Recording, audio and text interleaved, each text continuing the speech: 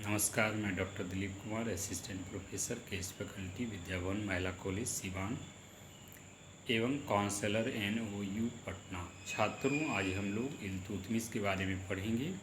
इसके बारे में एक सवाल परीक्षाओं में पूछा जाता है कि इल्तुतमिश के कार्यों का मूल्यांकन करें। तो आइए हम लोग इल्तुतमिश के बारे में जानते हैं। इल्तुतमिश कुतुबुद्दीन ऐबक का दामाद और दास दोनों था। वह शमसी वंश का इलवरी तुर्क था। कुतुबुद्दीन ने इल्तुतमिश को 1 लाख जीतल में खरीदा था और इसे गुलामों का गुलाम कहा जाता है। अर्थात कुतुबुद्दीन ऐबक खुद गुलाम था और उन्होंने इल्तुतमिश को एक दास के रूप में खरीदा था। यही वजह है कि उनको गुलामों का गुलाम भी कहा जाता है और यह प्रश्न कई बार वस्तुनिष्ठ कई परीक्षाओं में पूछा भी गया है।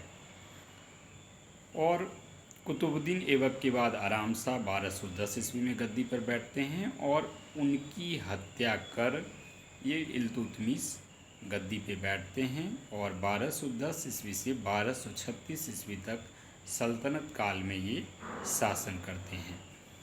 और इल्तुतमिश 1205-6 ईस्वी में इसके शासन में आने के पूर्व की घटना हम थोड़ा सा जानते हैं कि किस प्रकार यह जब गुलाम था और गुलामी से ये दास के रूप में कैसे उससे बाहर आता है।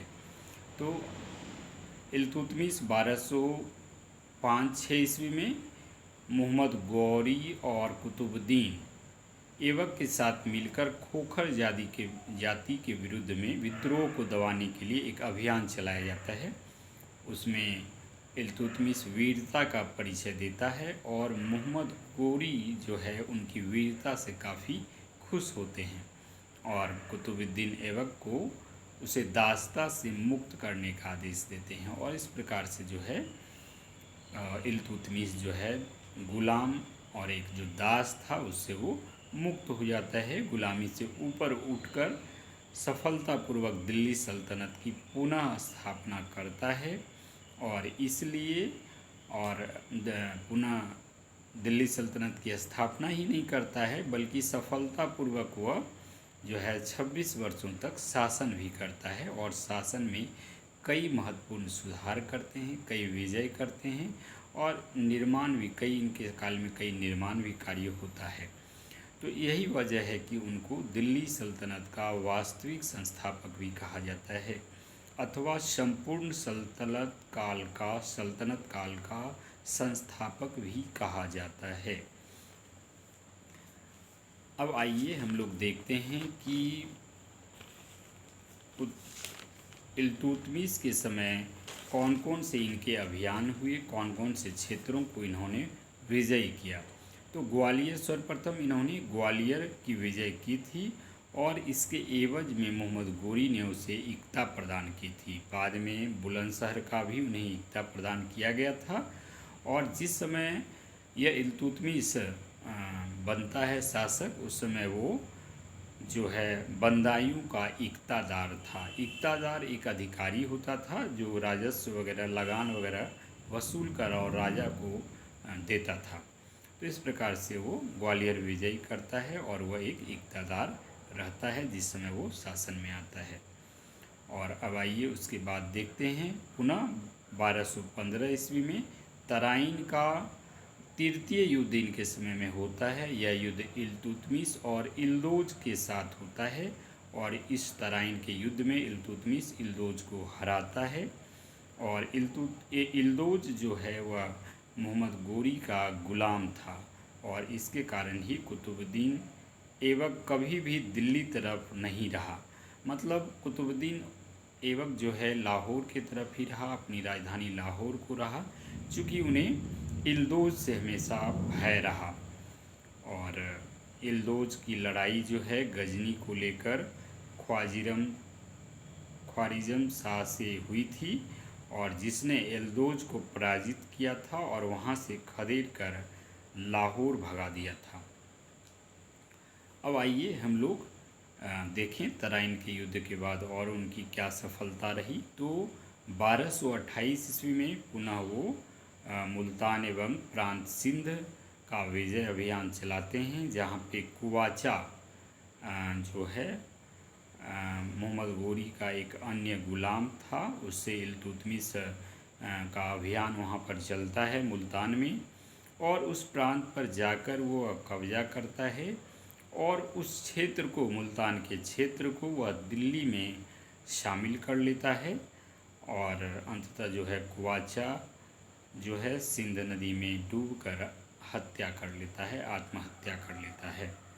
पुनः एक हम देखें तो उनके समय में मंगोलों का आक्रमण का भी खतरा बढ़ गया था इल्तुतमिश के साथ, और उस संदर्भ में घटना इस प्रकार से है कि मंगोल जो है इस समय दिल्ली पर उनका खतरा बढ़ा था, चूँकि चंगेज खां जो थे वो मंगोल शासक थे और मंगोल शासक जो थे वह ख्वारिज़्म शाह के साम्राज्य पर कब्जा कर लिए थे, और उनका ख्वारिज़्म शाह का जो पुत्र था जलालुद्दीन, वह भागकर भारत की ओर आया और मंगोलों ने उनका पीछा किया, और वो ख्वारिज़्म शाह का पुत्र जलालुद्दीन जो भारत की ओर भागकर आया था, वह इल्तुतमिश से शरण मांगता है।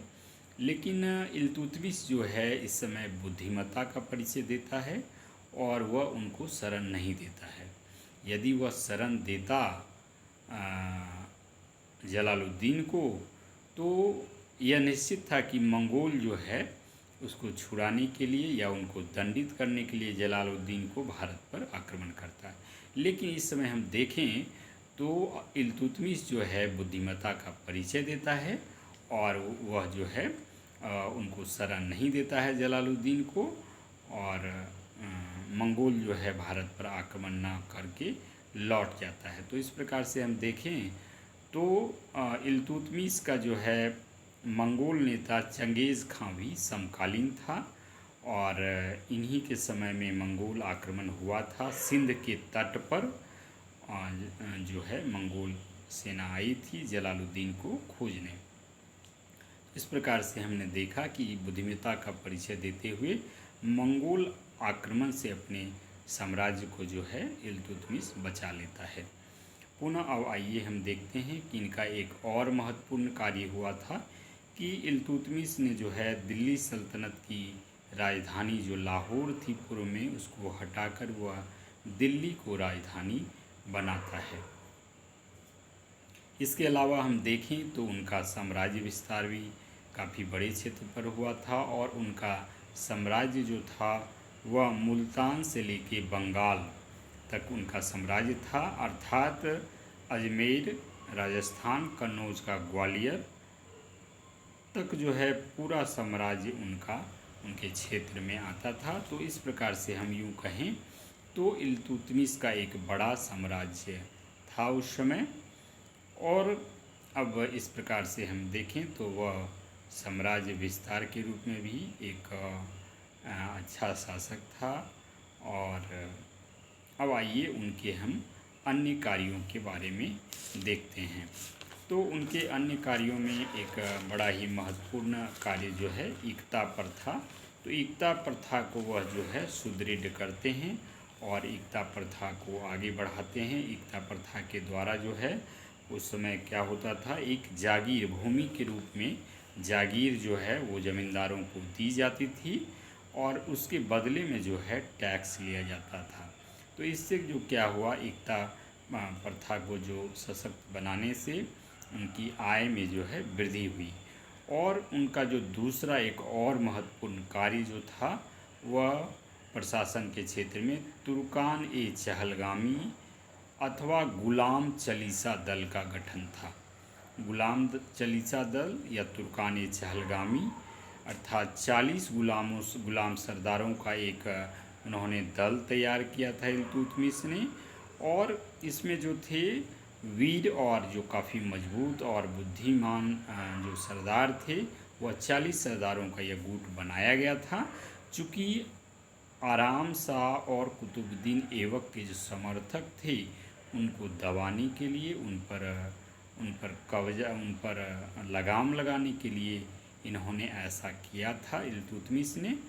और इस तुर्कान चहलगामी के या गुलाम चालीसा दल के बल पर जो है इन्होंने एक मजबूत शासन स्थापित किया और पूरी तरह से सत्ता पर प्रभुत्व कायम किया और एक मजबूत शासन की नींव डाली।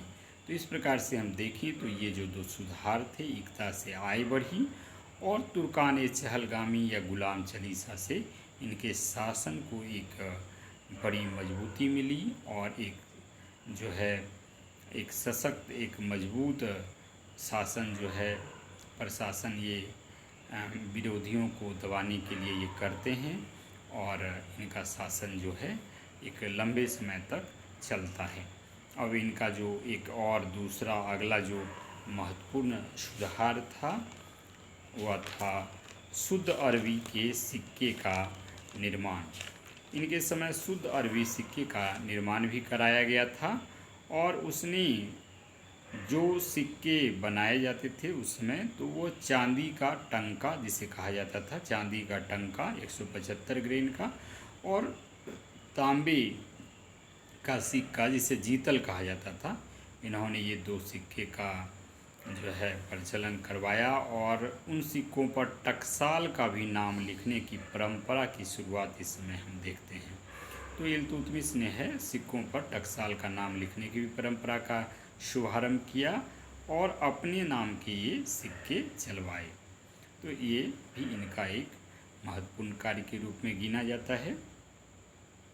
और तत्पश्चात हम देखें तो इन्होंने सुल्तान की भी उपाधि 1229 ईस्वी में इल्तुतमिश सुल्तान की भी उपाधि धारण करते हैं और यह सुल्तान की उपाधि उन्हें बगदाद के खलीफा अल मुस्तसीर बिल्लाह मुस्तसीर बिल्लाह से उनको यह सुल्तान की उपाधि प्राप्त हुई थी। और ऐसा पहली बार हुआ कि बगदाद के खलीफा द्वारा भारत के किसी भी सुल्तान को यह उपाधि प्रदान की गई थी। तो इस प्रकार से हम देखें तो यह भी इनका एक बड़ा ही महत्वपूर्ण कार्य था, एक बड़ा ही महत्वपूर्ण उपलब्धि इनका था। और उसके बाद पुनः जो है इनके द्वारा कई निर्माण कार्य भी किया गया था। तो आइए हम लोग इसके अलावा जो है प्रशासनिक सुधार और कई युद्ध और साम्राज्य विस्तार के अलावा इन्होंने क्या कुछ निर्माण किया, इनके निर्माण कार्यों के बारे में हम लोग जानते हैं। तो दिल्ली में इन्होंने कुतुब मीनार का निर्माण पूरा करवाया जो कुतुबुद्दीन ऐबक के द्वारा शुरू किया गया था और यह पहली मस्जिद थी, पहला मस्जिद था भारत में। और दूसरा इनका जो था दिल्ली में अपने पुत्र, उनके पुत्र जो थे नसरुद्दीन महमूद जिनकी मृत्यु 1229 ईस्वी में हो गई थी, तो उनका मकबरा उनके द्वारा दिल्ली में बनाया गया जिसे सुल्तान गढ़ी का मकबरा कहा जाता है और तुर्कों के द्वारा यह बनाया गया प्रथम मकबरा था। पुनः देखें तो तीसरा महत्वपूर्ण निर्माण इनका नागौर में था, नागौर राजस्थान में पड़ता है और वहाँ पर आसार किंग का दरवाज़ा उनके द्वारा निर्माण करवाया गया था। और अकबर भी जो है उस आसार किंग के दरवाज़ा से ही प्रेरित होकर बाद के दिनों में जो है वह बुलंद के दरवाज़ा का निर्माण करवाता है। तो यह भी एक बड़ा महत्वपूर्ण प्रश्न है कि जो है अकबर ने किससे प्रेरित होकर बुलंद दरवाज़ा का निर्माण करवाया था। तो आसार किंग का दरवाज़ा था, उसी से प्रेरित होकर उन्होंने बुलंद दरवाज़ा का निर्माण करवाया था। पुनः बंदायूं जो यूपी में है वहाँ उनके द्वारा हौज ए शमसी या शमसी ईदगाह का भी निर्माण करवाया गया था। पुनः इल्तुतमिश का मकबरा भी जो स्क्रीच शैली में बना हुआ है और इस शैली में बना हुआ यह भारत का पहला मकबरा है। तो इस प्रकार से हम देखें तो इल्तुतमिश के जो कार्यकाल है उसमें कई प्रकार के निर्माण भी हुए थे। और जो है अंत में हम देखते हैं तो सन 1236 ईस्वी में वो वामियान के अभियान पर गए हुए थे। उसी दौरान उनका रास्ते में तबीयत उनकी अचानक बिगड़ जाती है और वो बीमार पड़ जाते हैं और तत्पश्चात जो है 30 अप्रैल 1236 ईस्वी को इल्तुतमिश की मृत्यु हो जाती है। इस प्रकार से हम देखें तो इल्तुतमिश एक गुलाम सरदार होते हुए भी उस गुलामी से किस प्रकार से अपनी वीरता का परिचय देते हुए बाहर आते हैं और जो गुलाम सरदार थे, जो कई सरदार उनके विरोधी थे, उनको दंडित करने के लिए या उस पर शासन चलाने के लिए उनको उन पर ये करने लगाम कसने के लिए उन्हें तुर्कान चहलगामी भी या चालीसा दल का भी गठन करते हैं।